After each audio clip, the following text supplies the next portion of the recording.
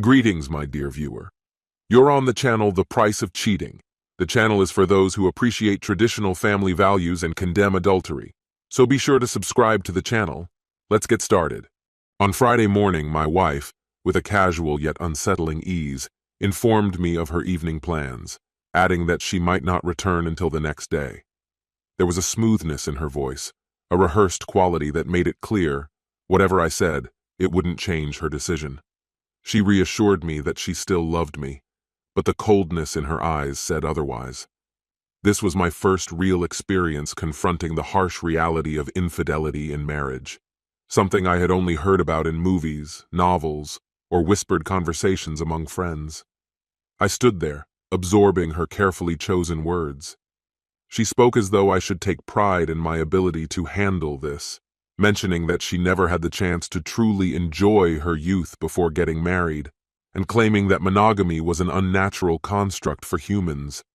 She criticized society's rigid norms regarding relationships and intimacy. "It's just physical," she declared. "It's not love." She even promised that if I allowed her this freedom, she would pay more attention to me. I braced myself for the familiar justifications. She told me I had no say in the matter, emphasized her autonomy over her body, and pointed out that life is short, and she deserved every pleasure she could get, including being with other men. She didn't shy away from discussing the physical differences between them, as if that somehow justified her actions. This wasn't about intelligence or wealth, it was purely physical. For the record, I've never had issues with either.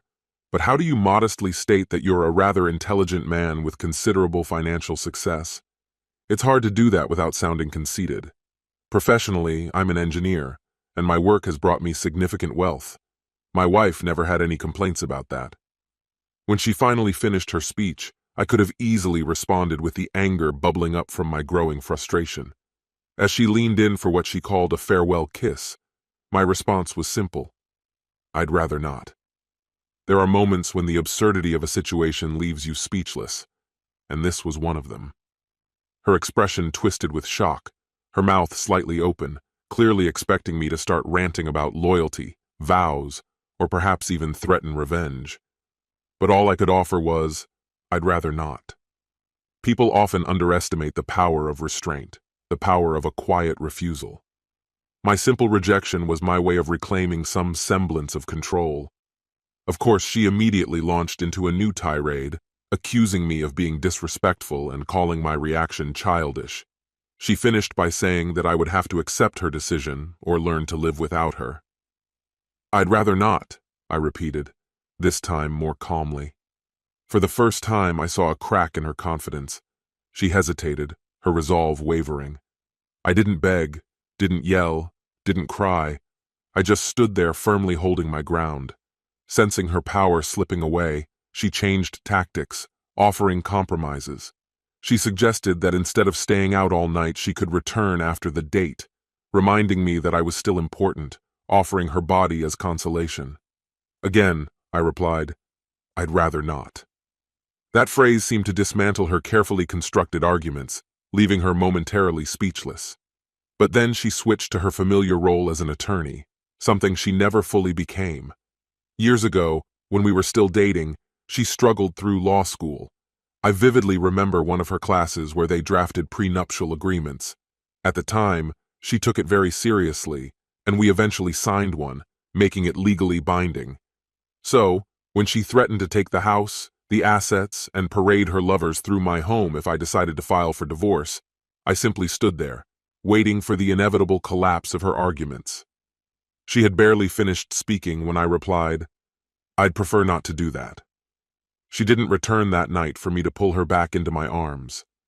Saturday passed without a trace, neither by day nor under the stars at night.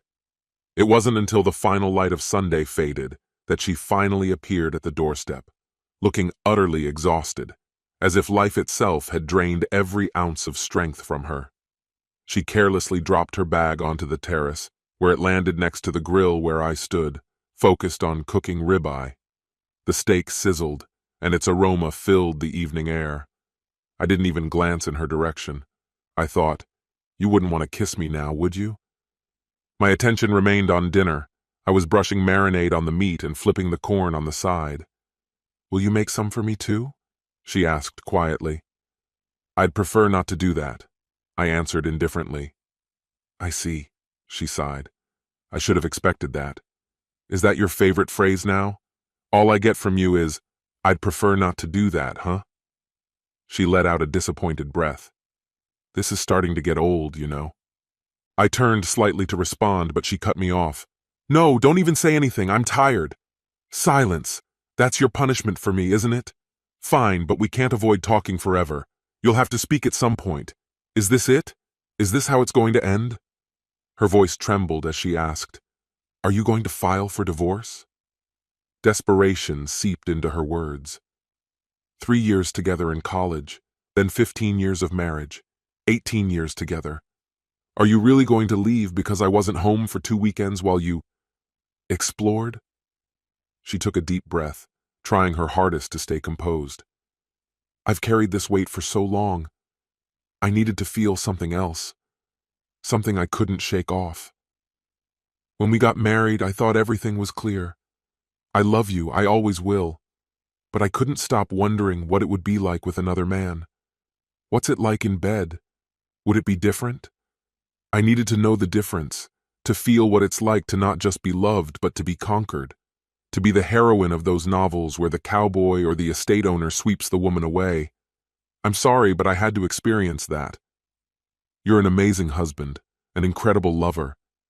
But I needed to understand that I had to explore. God forgive me. Don't just stand there. Say something. Anything.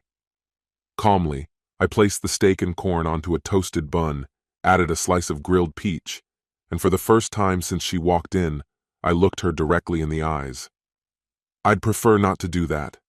Her face twisted in pain. No, please don't shut me out like this. Yell at me, be angry, hit me if that helps, but don't give me this cold silence. I know I messed up. I'll do anything to fix it. Just don't leave me like this. My response was the same. I'd prefer not to do that. Tensions were rising. No, I didn't cook her a steak. For a moment, I even thought about intentionally burning something. In the days that followed, she tried to start conversations with me, but every time, I calmly and firmly responded, I'd prefer not to do that. When she finally asked what I wanted instead, I just shrugged. I didn't walk away when she tried to talk to me, but I never asked for details about what had happened either. It was obvious she was desperately seeking reconciliation. The following Friday, she came home later than usual, nervously recounting a party with her colleagues, how they had a good time, laughing and drinking together. Then she noticed the lack of dinner and the way I was dressed, ready to go out. Her voice shook with uncertainty. "What's going on? Are we going somewhere?" she asked, her eyes searching mine. A moment later, realization dawned on her. "Oh, you're not taking me with you, are you? Was that really my outcome? Are you going to come back to me?"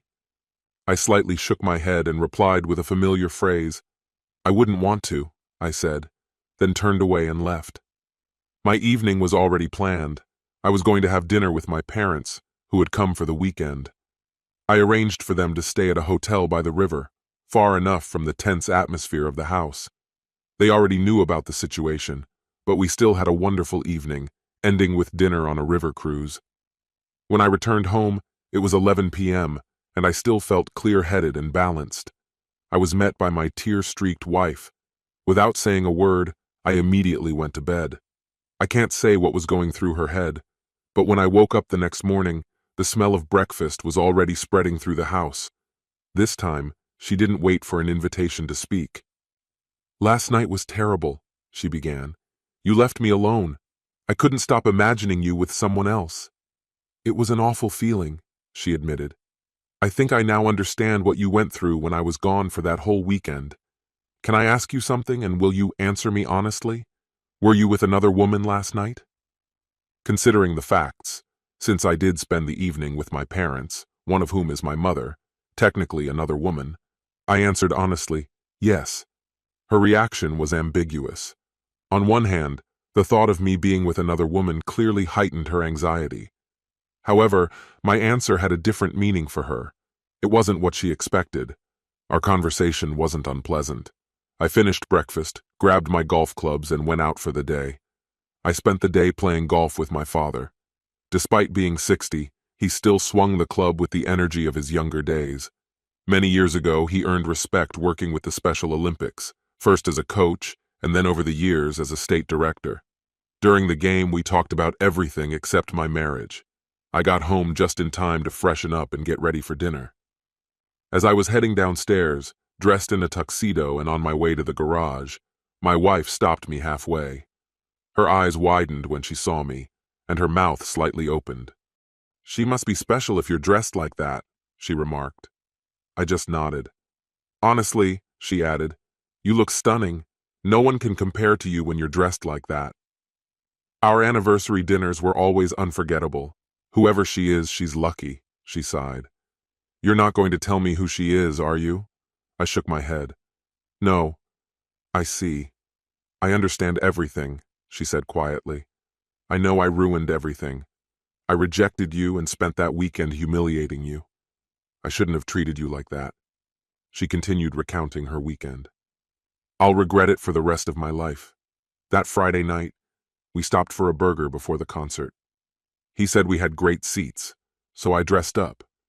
You saw me, didn't you? I looked good. But when we got there, the seats were so far away that I couldn't even see the stage with binoculars. And then he had the nerve to make me buy him a beer. And I was the one driving, my car, my gas, and I paid for dinner. My so-called exciting evening, it started with the stingiest man in town. On the way back, he tried to make a move on me. When we reached the neighborhood, I waited for the red light, jumped out of the car, and ran to a bar where a blues band was playing. He tried to follow me, but, you know Eric, the bouncer who works at the live shows there. I told Eric that this guy was harassing me and that I felt uncomfortable. Can you imagine? He acted as if I owed him something. Inside, I met a guy from work, who was there with friends. We spent the rest of the evening together, and later, since he was too drunk to drive, I gave him a ride home. But when we arrived, I faced the biggest emotional wreck I'd ever seen. He passed out, leaving me alone on his couch. The next morning, I woke up to find him sprawled across me, muttering something about how he was going to fix everything. My response was sharp, full of sarcasm. I asked how he could possibly do that, given his complete lack of masculinity. That's when I completely lost my bearings. Instead of seeing things for what they were, instead of appreciating what I had at home and coming back to you, I convinced myself that I needed to reclaim my femininity, to feel desired again. I ended up at a bar. I was about to leave with some guy when his wife burst in, her face blazing with anger.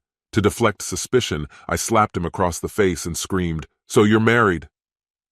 Funny enough, I never took off my own wedding rings. Later, I wandered to a seaside diner. A man approached me, openly flirting. He was charming and kept the conversation flowing easily. He looked into my eyes, not at my body. I was almost ready to give in to his charm when suddenly 2 small children ran up, shouting, "Grandpa, Grandpa, we found you!" He disappeared faster than I could comprehend what had just happened. Then I booked a room at a rundown motel, bought a bottle of wine, and sat on the balcony, hoping to find peace and clarity. But below, a group of women, single, divorced, were talking loudly. Their conversation soon turned to men, and they started discussing their failed relationships, listing names and sharing humiliating details. I quickly realized my situation wasn't unique at all. They described their exes as lustful old men and misers. I couldn't help but agree. After all, no woman can expect every man to treat her as an equal or pay for everything. These women talked about married men, supposedly loyal, who cheated for no understandable reason.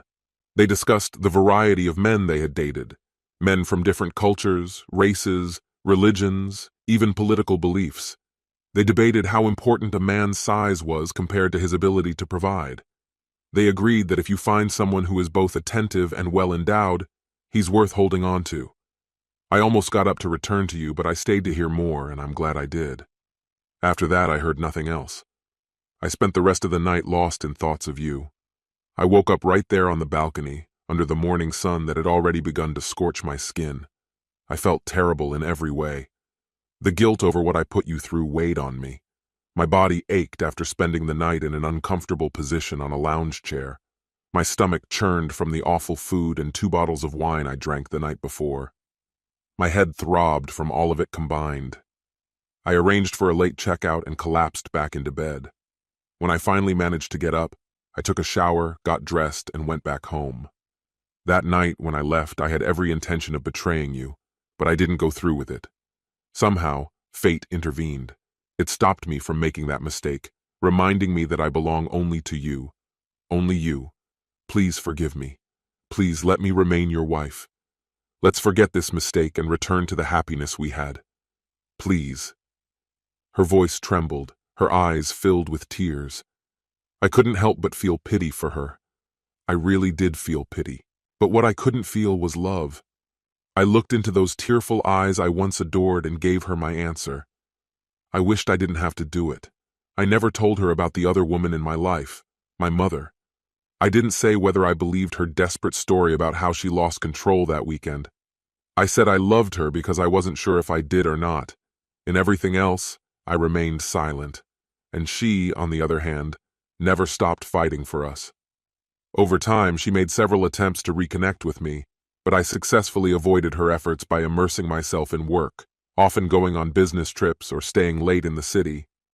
When she asked me questions, my responses were reduced to non-verbal gestures, a brief nod if I agreed or a shake of the head to indicate disagreement, without any further explanation.